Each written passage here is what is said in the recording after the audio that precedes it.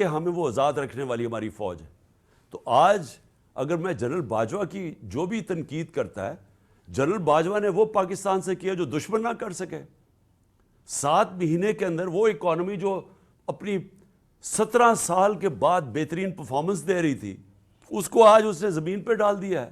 آج پاکستان کے لوگوں کو یہ نہیں سمجھ آ رہی کہ اب پاکستان جائے گا کدھر. ہمیں تو یہی نہیں سمجھ آ رہی کہ اب اس پہ سے نکالے گا کیسے کوئی. ہمیں تو یہی نہیں سمجھ آ رہی کہ یہ جو چور ہمارے اوپر مسلط کر دیے گئے ہیں، سوائے اپنی چوری بچانے کے لیے پتہ تو بتائیں کہ انہوں نے اس اکانومی کو ٹھیک کیسے کرنا ہے. اور اب یہ 30 سال دونوں اقتدار میں رہ چکے ہیں، کب انہوں نے اکانومی کو ٹھیک کیا تھا؟ یہ تو جب سے آئے ہیں پیسہ بنانے کے چکر میں ہیں، اور ان کے پیسے معاف ہو رہے ہیں اور ملک بھی نیچے چلا گیا ہے. کون ذمہ دار ہے اس کا؟ تو یہ ہمارا رائٹ ہے، یہ میرا جمہوری رائٹ ہے یہ کہنے کا. اور میں آپ کو پھر سے یہ کہہ دوں کہ میں یہ باتیں اس وجہ سے، یہ قاتلانہ حملہ میرے اوپر ہوا تھا میرا منہ بند کرنے کے لیے. یہ منہ نہیں بند ہونے لگا. یہ جب تک میں زندہ ہوں میں اس ملک کے لیے کھڑا ہوں گا، اس ملک کی آواز بلند کروں گا. میں کسی صورت اپنی آواز بند نہیں کرنے لگا. اور میں یہ چاہتا ہوں کہ اگر کوئی ادارے کے اندر کالی بھیڑیں ہیں تو ادارہ اپنا وقار اونچا کرتا ہے جب ان کے اگینسٹ ایکشن لیتا ہے. یہ نہیں کہ جو بات کرتا ہے ان کے اوپر کارروائی شروع کر دے، جو کہ اعظم سواتی سے خاص طور پہ ہوا ہے. اور میں آخر میں الیکشن کمیشن کے اوپر بات کرنا چاہتا ہوں. میں پھر سے یہ کہتا ہوں کہ میں نے پاکستان میں جب سے بھی میں 26 سال سے الیکشن لڑ رہا ہوں، میں نے اپنی زندگی کے اندر کبھی اس طرح کا الیکشن کمشنر نہیں دیکھا جو، ایک تو یہ جو سکندر سلطان ہے اور دوسرا جو کہ سندھ کا الیکشن کمیشن ہے. پہلے میں یہ واضح کر دوں کہ جو سندھ کا الیکشن کمشنر ہے یہ سندھ گورنمنٹ کا ملازم ہے، یہ انڈیپینڈنٹ الیکشن کمشنر نہیں ہے. ہم سپریم جوڈیشل کاؤنسل کے پر کیس لے کے گئے ہوئے ہیں اس کا. اور مجھے افسوس ہوتا ہے کہ اتنی دیر سے ہمارا کیس پڑا ہوا ہے سپریم جوڈیشل کاؤنسل میں، کوئی سن ہی نہیں رہا کہ کیسے ہو سکتا ہے کہ سندھ گورنمنٹ کا ملازم غیر جانبدار ہو جو ان سے تنخواہ لے رہا ہے. اور جو اس نے کیا ہے چیف الیکشن کمشنر نے، سوائے اس کے کہ اس کا 1 پوائنٹ ایجنڈا ہے کہ عمران خان کو ڈسکوالیفائی کیسے کرنا ہے. توشہ خانہ کا کیس اس نے پکڑا ہوا ہے.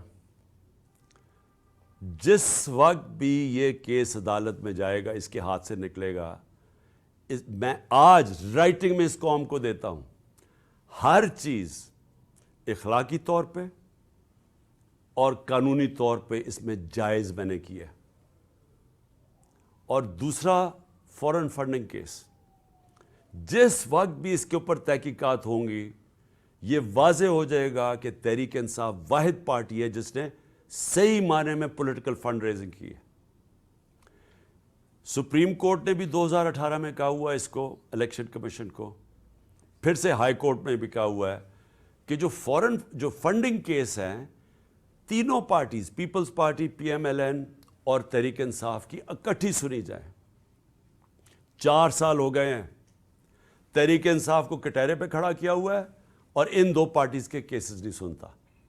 کیسز اس لیے نہیں سنتا کہ جب یہ کیس آپ قوم کے سامنے آئیں گے تو آپ کو پتہ چلے گا کہ ان پارٹیز کا کوئی طریقہ ہی نہیں ہے فنڈ ریزنگ کا.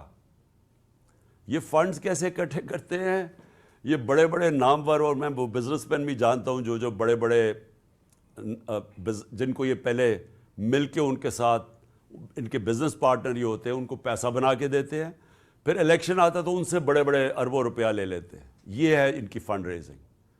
وہ پارٹی جس نے 40,000 لوگوں کا ووٹ ڈیٹا بینک ہے، ڈونر بینک ہے 40,000 لوگوں کا، وہ پارٹی کو اس نے کھڑا کیا ہوا ہے. کبھی کچھ کر رہا ہے، کبھی ایف آئی اے سے چیک کر رہا ہے، کبھی کوئی ہمارے ڈونرز کو تنگ کر رہا ہے. اس کے پیچھے پڑا ہوا یہ ہے. ان سے نہیں پوچھتا کہ جناب آپ بتائیں آپ کی کیوں نہیں. اور میں نے سنا ہے کہ انشاءاللہ ان کا کیس لگنے لگا ہے اور ہم انتظار کر رہے ہیں کہ ساری قوم کو پتہ چلے کہ یہ دونوں پارٹیز پیسہ کیسے اکٹھا کرتی ہیں. اور پھر توشہ خانہ، میں پھر چیلنج کرتا ہوں کہ جب بھی توشہ خانہ لگے گا، کوئی چیز عمران خان نے اللیگل نہیں کی، کوئی کسی قسم کا، نہ آج تک پہلے قانون توڑا ہے، نہ آج توڑے گا، نہ کبھی آگے بھی توڑے گا. لیکن جنہوں نے قانون توڑا ہے، جنہوں نے توشہ خانہ میں ڈاکہ مارا ہے، اس میں ہے نواز شریف اور آصف زرداری. کیوں ڈاکہ مارا ہے؟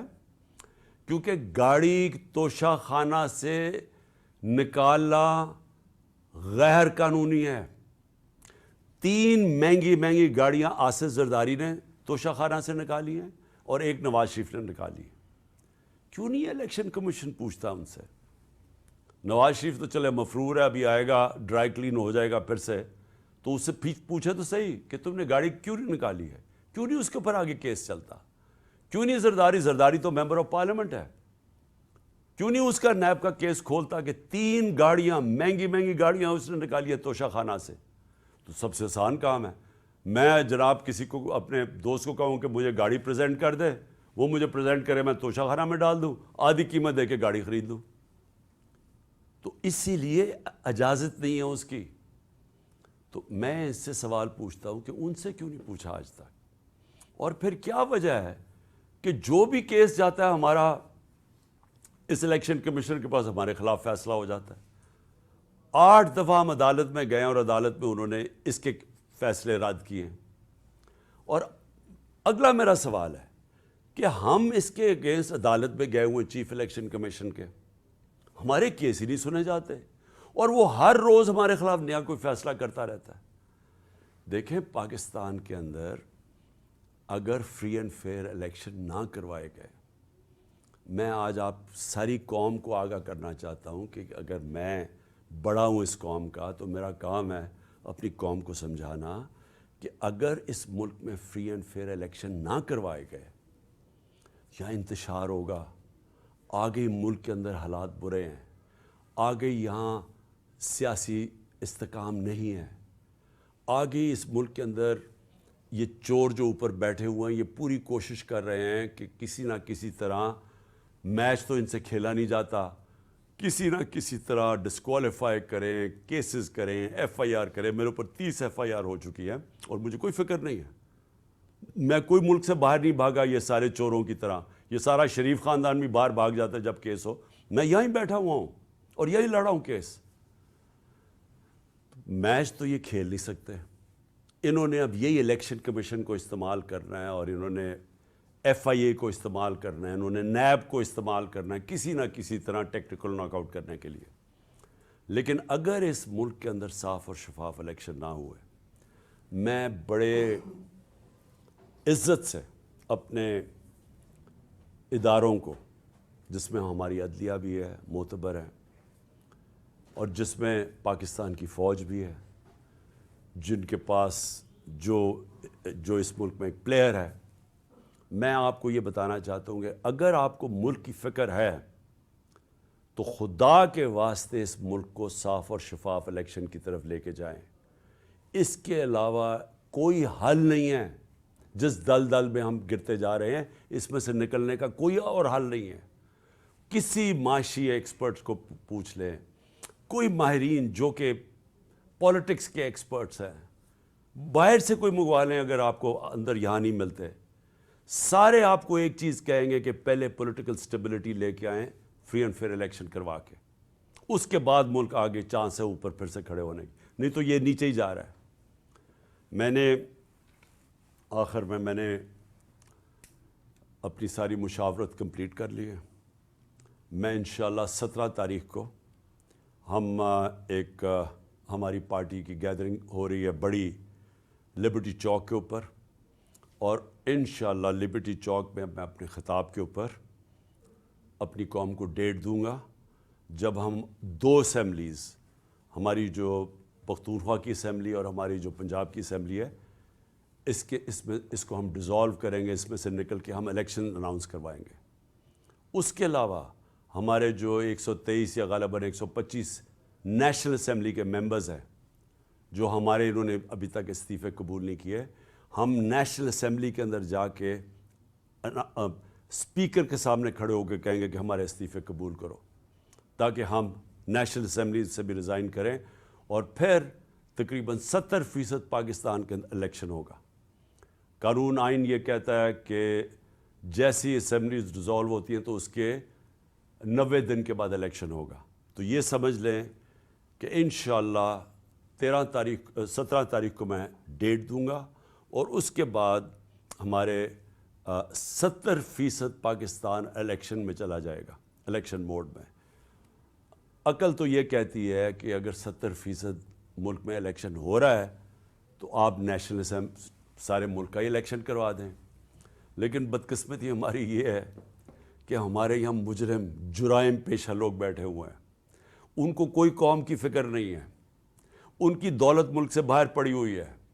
روپیہ گرتا ہے تو ان کی دولت میں اضافہ ہو جاتا ہے کہ ان کے پیسے ڈالر میں پڑے ہوئے ہیں. ان کا جینا مرنا پاکستان میں نہیں ہے.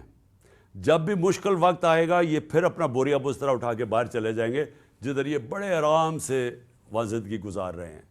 ان کا صرف مقصد یہ ہے کہ ان کے کرپشن کیسز معاف ہوں تاکہ ان کی سلیٹ جیسے جنرل مشرف نے صاف کی تھی, اب یہ جناب جنرل باجوہ کی بدولت ان کی سلیٹ صاف ہوگی. اور اس کے بعد پھر سے یہ امید لگا کے بیٹھے ہوئے ہیں کہ راؤنڈ 3 آئے گا ان کا ملک کو لوٹنے کے لیے.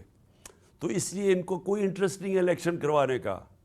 ان کو ڈر لگا ہوا ہے کہ الیکشن کروانا یہ ہار جائیں گے اور پھر سے ان کے کرپشن کیسز سامنے آ جائیں گے. اس لیے ان کا انٹرسٹ اور پاکستان کا انٹرسٹ مختلف ہے, اپوزنگ اینڈز کے اوپر ہے. قوم کا انٹرسٹ اس وقت یہ ہے کہ ملک میں فوری طور پہ الیکشنز کروائے جائیں.